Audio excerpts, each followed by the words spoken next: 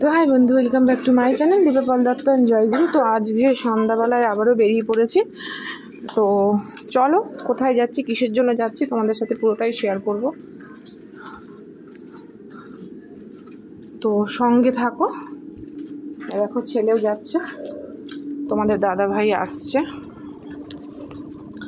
তো চলো দেখা যাক।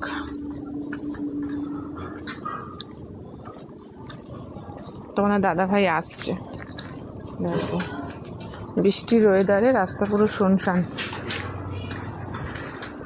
বৃষ্টির ওয়েদার হয়েছে না, তাই রাস্তা পুরো শুনশান হয়ে রয়েছে। দেখে দেখে জল দিয়েই যাচ্ছিস তো বন্ধু। দেখো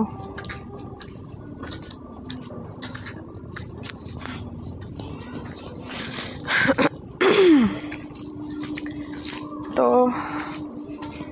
বাবু বললি না তো কি খাবি?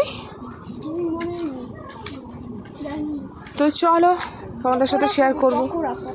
পকোড়া কি ওই সেই ওই ওই ওই দোকানটা থেকে নাকি ওই বউটার কাছ থেকে?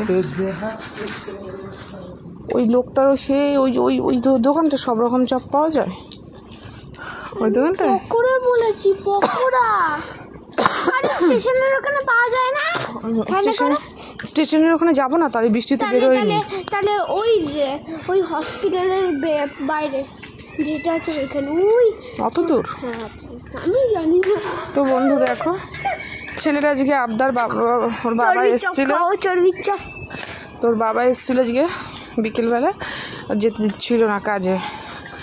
তো তার জন্য বলছে আমাকে কেউ সময় দেয় না, তাই ওর বাবা বললো নিয়ে বেরো, কি খাবে ছেলের আবদার আজকে মেটাবে।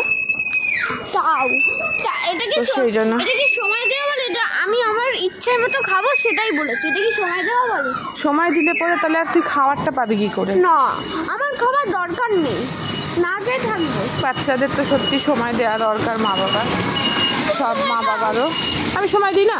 তুমি সময় দাও না, সময় দিস করতেই কাজে লেগেছো কেমন বলছে আমাকে। তো চলো তোমাদের সাথে আবার পরে দেখা হচ্ছে, তোমাদের সাথে দেখা করব কোথায় যাচ্ছি না যাচ্ছি। সময় দিতে হয়, মা বাবা শেখায়নি। তো সেগুলো তোমাদের সাথে পুরোটাই শেয়ার করব। তো চলো।